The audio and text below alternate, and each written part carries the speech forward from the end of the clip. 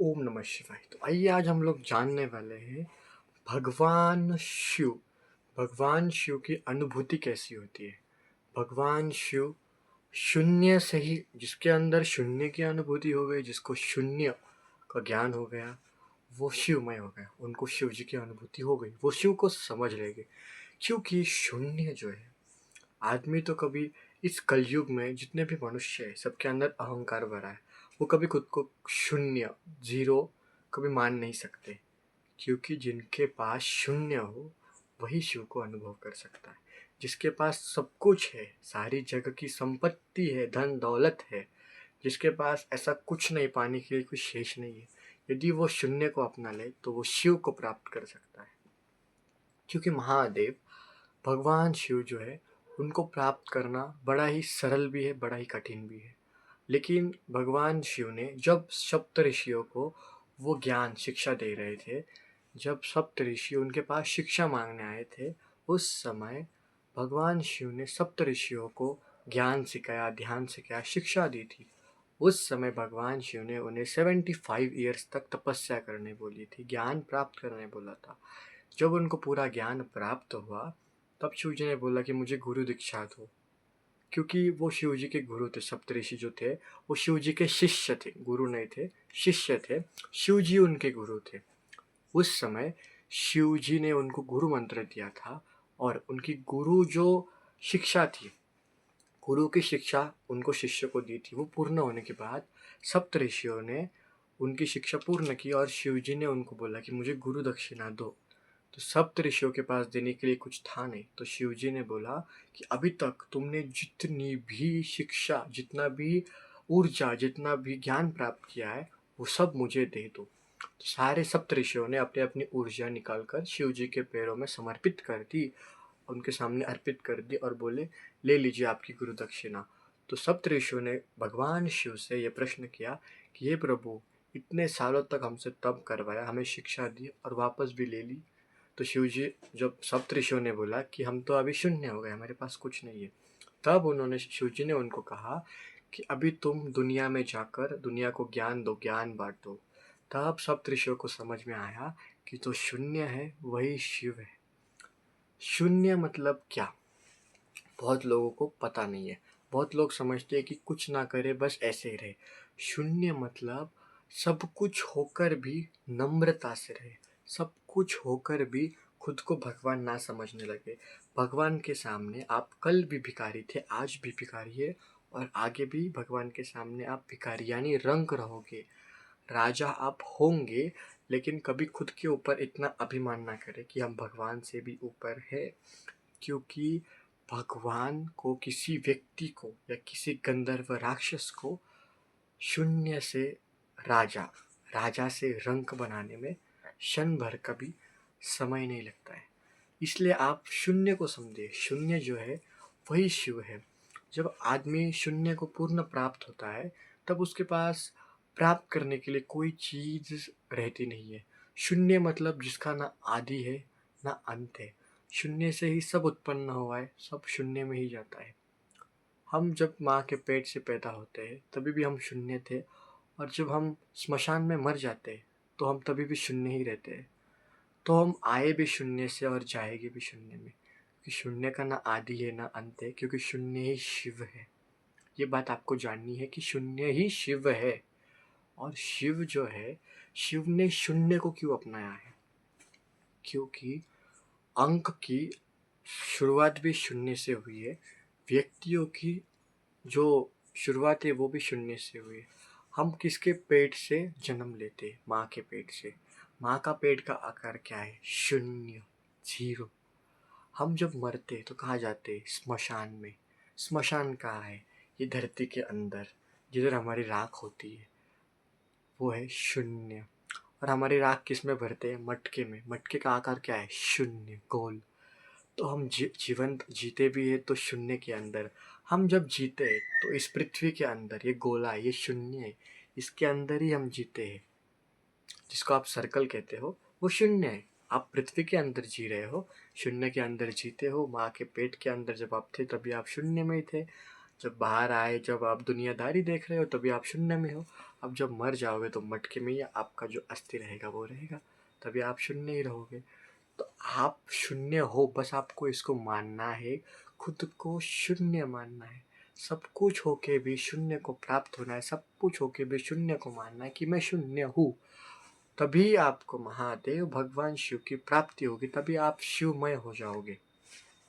और एक बात, जब भी आपको लगे ना कि मैं शून्य को प्राप्त हो रहा हूँ, तभी आप आपके पास जो भी है वो सारी चीज़ों को आप एक साइड रख के आप एक बार ध्यान करना, मेडिटेशन जिसको कहते हैं, और सोचना कि मेरे पास आज जो कुछ है, यदि वो कल नहीं रहा, तो जब जब अभी मैं ऐसा हूँ, क्या कल भी मैं वैसा ही रहूँगा? मेरे पास सब कुछ है, बट यदि कल मेरे पास कुछ नहीं रहेगा, जो स्थिति में अभी मैं हूँ, क्या कल भी मैं वही स्थिति में रहूँगा? ये चीज़ को आपको सोचना है। यदि आप ये सोच पाते हो और कल आपके पास कुछ ना नहीं रहेगा, फिर भी आप वही स्थिति में रहोगे, न्यूट्रल रहोगे, हंसते हुए रहोगे, आप परम आनंद को अनुभूति लेते रहोगे, तो आप समझ जाना कि आपको शिव की प्राप्ति हो चुकी है या होने वाली है। आपका मन, आपका हृदय शिवमय होने वाला है।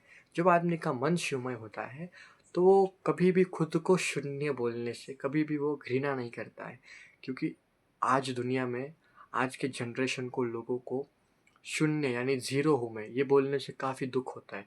लेकिन उनको पता नहीं है कि सारे दुनिया का एक रहस्य, सारे दुनिया का जो सच है, सबका सच है, अच्छे बुरे, बड़े छोटे लोगों का, सबका, बड़े बड़े पंछियों, कीटाणु, मांस मच्छी, सबका एक ये है रहस्य, जो सच है वो है शून्य। शून्य से ही उत्पन्न है, शून्य ही अंत है। तो क्यों ना हम इस शून्य को जानने की कोशिश करें, क्यों ना हम इस शून्य के मार्ग पर चले। शून्य क्या है हम उसको जाने, शून्य के बारे में जाने, शून्य के ऊपर हम ध्यान लगाएं। आपको पता है कि हमारा जो पृथ्वी है वो शून्य क्यों है? हमारा पृथ्वी गोल क्यों है? क्योंकि जो गोल होता है ना, उसका कभी स्टार्टिंग और एंडिंग नहीं होता है। हम हमेशा घूमते रहते हैं उसके अंदर ही अंदर, जैसे पृथ्वी में हम घूमते हैं। कभी हम पृथ्वी के बाहर आप देखना कि जो पृथ्वी का आकार गोल है। क्यों गोल है? क्योंकि जिसका आदि नहीं है, अंत नहीं है। मतलब जैसे अभी कोई चीज़ है जिसका स्टार्टिंग पॉइंट है, जैसे ये उंगली का स्टार्टिंग पॉइंट है लेकिन इसका एंडिंग पॉइंट नहीं है, बट जैसे ही ये गोल होता है तो इसका ना तो स्टार्टिंग पॉइंट होता है ना तो इसका एंडिंग पॉइंट होता है। सेम शून्य वही है। हमको यही समझना है कि शून्य आदि भी है, आरंभ भी है, जो कि शिव है। शिव क्या है? ना आदि है ना आरंभ है, वो अनंत है जो शिव है। इसलिए हमको शून्य को जानना है, शून्य को मानना है। शून्य सच है, शून्य सत्य है। इस युग में जिसने शून्य को जान लिया, वो सब कुछ प्राप्त होके भी उसको किसी चीज़ का बोध या किसी चीज़ का भेद नहीं रहेगा कि मुझे पाने के लिए कुछ और शेष है। जब आप शून्य को प्राप्त कर लेते हो, जब आप समझ जाते हो कि सब कुछ शून्य है, तब आपका जो मन है वो एकदम निर्मल हो जाता है।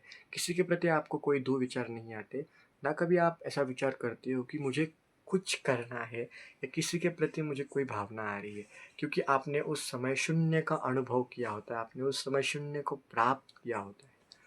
जैसे कि मैं अभी ध्यान का जो केंद्र है, जो इनर एक्टिव जो है, हमारे जो इनर आइज है, उसके बारे में बताने वाला हूँ मैं नेक्स्ट वीडियो में। उसको एक्टिव कैसे किया जा सकता है? सबसे पहले आपको ध्यान करना है। ध्यान में आपको इस चीज़ का बोध करना है, जो कि मैं शून्य हूँ। मेरे पास पैसा है, मेरे पास गाड़ी है, फिर भी मैं शून्य हूँ, क्योंकि मैं शून्य हूँ। मेरा उत्पन्न शून्य से ही हुआ है, मेरा अंत भी शून्य में ही होगा। यदि आप ये मानते हो तो आप मुझे कमेंट करना। यदि आपको ऐसा महसूस होता है या आपको लगता है या आप कर पाते हो, तो मुझे इस वीडियो पर आप ज़रूर कमेंट करना कि हमको भी लगता है कि हम शून्य है, हम शिवमय हो गए हैं, हम शिव को पाने के लिए प्राप्त है, हम शिव को पाने के लिए हम समर्पित है, हमारा जीवन समर्पित है। जब आपको ये भावना आए, ये भाव आए, तो समझ जाना कि महादेव प्रभु शिव की कृपा आपके ऊपर हो चुकी है और आपको जो ज्ञान है, जो आत्मज्ञान है, उसका बोध होने वाला है। आत्मज्ञान का बोध बहुत लोगों को बहुत जन्मों के बाद होता है, किसी को इसी जन्म में होता है। वो कैसे? क्योंकि आपको शून्य को जानते हो, जो सच्चाई है। सच्चाई कड़वी होती है। शून्य बहुत लोगों को सुनने में बहुत बुरा लगेगा कि मैं शून्य क्यों हूँ, मैं तो बहुत पढ़ा लिखा हूँ। लेकिन शून्य सत्य है। मैं ये नहीं बोल रहा हूँ कि जो शून्य है वो बेकार है। जो शून्य है वही असली होशियार है, वही असली ज्ञानी है, क्योंकि जो शून्य को समझ पाया क्या है शून्य, रियलिटी क्या है शून्य की। तो आइए जानते हैं नेक्स्ट वीडियो में इनर आई एक्टिव, हमारे आंतरिक आँखें, इनर आइज़ के बारे में, उसको कैसे एक्टिव करना है, जो हमारी दृष्टि होती है उसको कैसे एक्टिव करना है।